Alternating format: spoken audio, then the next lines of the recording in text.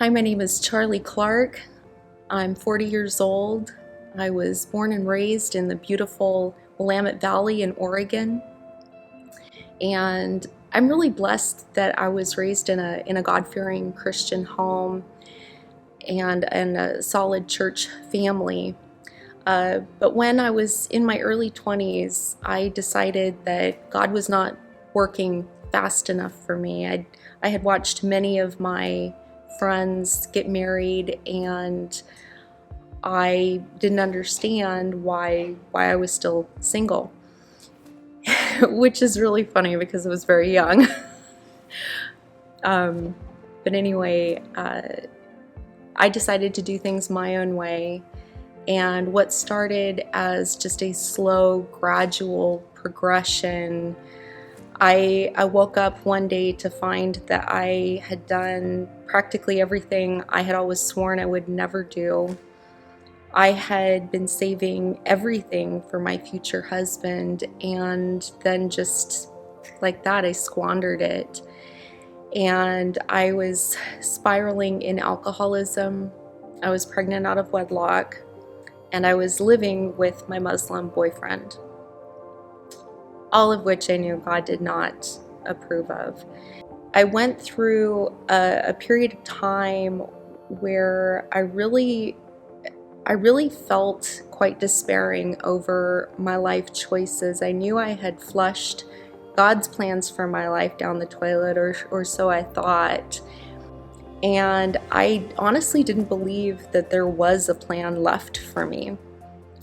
And I turned to God in my despair, and I asked Him to show me what it was that He wanted me to do. And I begged Him to let me serve Him in just a small way. I didn't care how small it was. I just needed to know that I could still bring Him glory and honor. And the Lord told me something that I really was not prepared for. He spoke to me and He said, from the time you were young, I gave you giftings and I gave you talents, and I sent other people into your life to mentor you, to light a spark, to water and tend these gifts, help you develop them, and you have done nothing with them. And just like in the parable of the 10 talents, I am ready to come and take back what I have given to you because you have not been a faithful steward. And I was surprised, and I asked the Lord, I said, what is it that you want me to do? And He spoke to me and said, you're going to write a book series. I was getting really excited and about life again. I was sharing Christ with my Islamic husband, and he was actually listening. But there reached a crossroads where he made his choice, and he decided that he didn't care about what was true and what was not. He simply did not want to lose his family, his connections, everything and everyone he knew he would lose if he chose Christ. And as he hardened his heart towards God, his heart towards me became equally hard, and he became incredibly abusive. And in the months that followed, I found myself dealing with so much emotional and psychological abuse that I actually lost my short-term memory for a period of time. The emotional, psychological whiplash was just such that my psyche could not handle it, couldn't keep up with it. And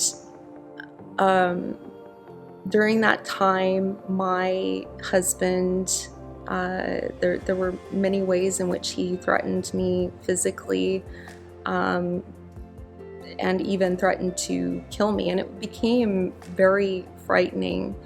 And then to cover it up, he suggested that I was unstable and that I needed to be hospitalized. And I realized that he was setting a case against me to have my parental rights taken away in the event of a divorce. And it became very scary. And I remember feeling like I was teetering on the edge of losing my sanity. And there was one night I was driving home and I didn't know what to do. I didn't know how to get out of the situation that I was in. And I didn't feel safe to turn to anyone because of the way that my husband was manipulating everything and everyone around me. But I do remember the Lord meeting me as I was driving in my car on the way home and saying, now is a time for you to worship. Just worship me. I will meet you. I will get you through this. And he did. And I spent about a month planning my escape with my daughter. Went back to Oregon. And there was one day I just felt like I could not take it anymore. And I prayed and I said, I'm too exhausted. I just can't handle it anymore. I can't handle the suspense, the fear, the just all this worry and heartache.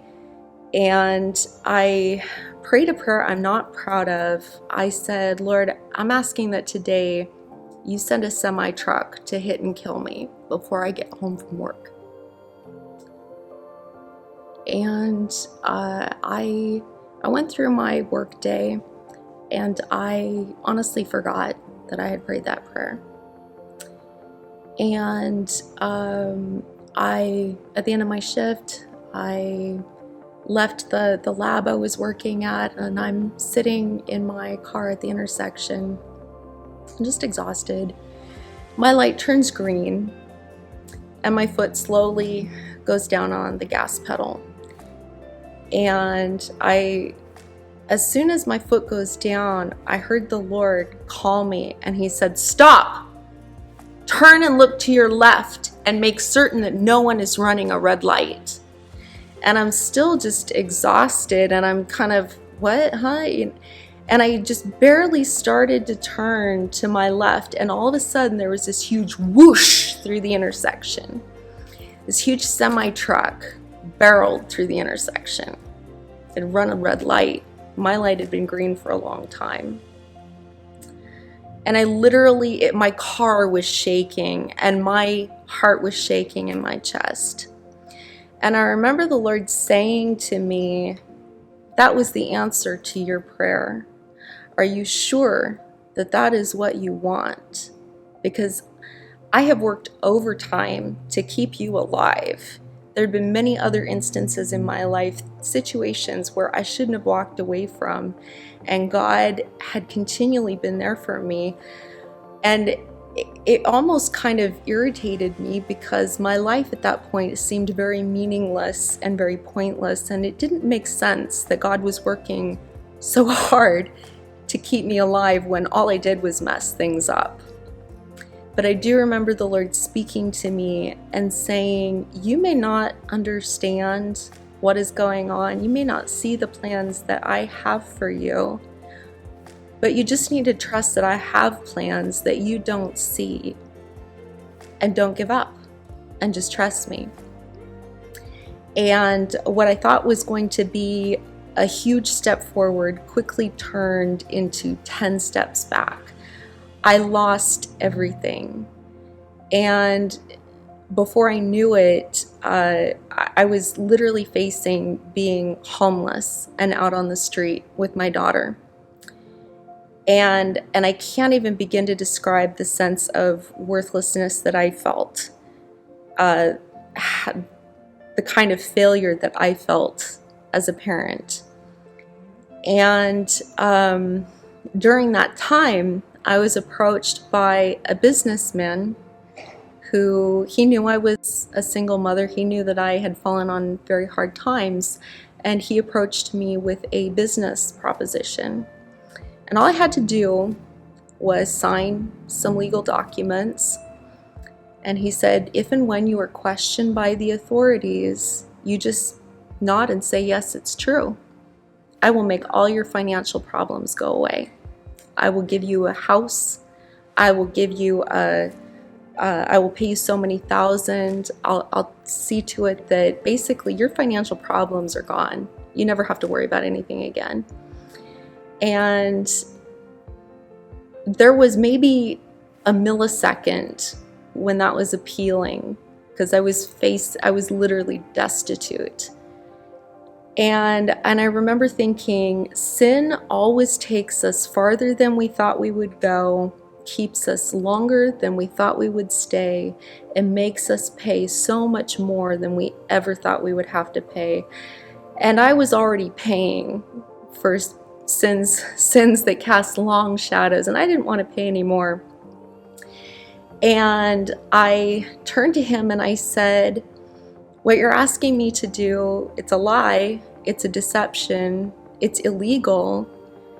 And I said, I am a Christian, and what you are asking me to do would dishonor my God, and my character is not for sale. And he looked at me and he said, well, I don't see your God coming through for you. And it's just like Satan to come to us and say, where is your God now? And I turned to him and I said, my Jesus will come through for me. And Jesus did come through, and he provided, but it wasn't in some glorious, spectacular way. I ended up having to go back to my parents after being on my own for many years. And you know, here I was needing their help to just get back on my feet. I honestly, when you deal with loss upon loss upon loss, and especially when those losses have been surrounded by just earth-shattering revelations, you start to live in a state of trauma and fear. And during that time, I found myself thinking, the next thing that is going to happen, my daughter is going to die, and then I will die. Satan loves to, when we are at our lowest, to make us believe, you see where you're at? This is all your life will ever be. You will never know healing. You will never know wholeness. You will never know joy. It will only be pain, and it will only get worse. End your life, because it just isn't worth it. And during that time, I found myself again thinking about suicide. And I remember looking at my life and thinking, it felt like I was in the desert and the promised land was so far away. And all I could think of was, how long is it going to take me to go through my personal version of the wilderness? It's already been years. I don't want to go years more. And I was very angry. I was really hurting. And I remember telling the Lord, I said, I don't want to go through the desert. And the Lord spoke to me and he said, the only way to is through. And I fussed and I whined and complained and said, I don't want to go through the desert. I've been through the desert enough. And the Lord said again, the only way to is through. And again, I resisted. I was very angry. And the Lord spoke to me again, and this time he was louder, and he said, the only way to the promised land is through the desert. You must be willing to follow me. You must be willing to go through this hardship and the pain of waiting, of healing, before I can bring along these promises. And I didn't like that, but slowly I let God work on me. I went back to writing, and my first novel received critical acclaim from some of the highest critics here in America. And so God, he poured out his favor on that. If I could go back in time and tell my younger self about the things God had in store, 5 years ago, I met the love of my life. He was my childhood crush, and God brought him back. And we have been married for 4 years. We have a beautiful blended family of 4 children, and I'm just so incredibly blessed. And God has taken, He's been faithful to His word. God says in His word, I will restore the years that the locusts have eaten. And both my husband and I can testify that that is true. He does indeed restore.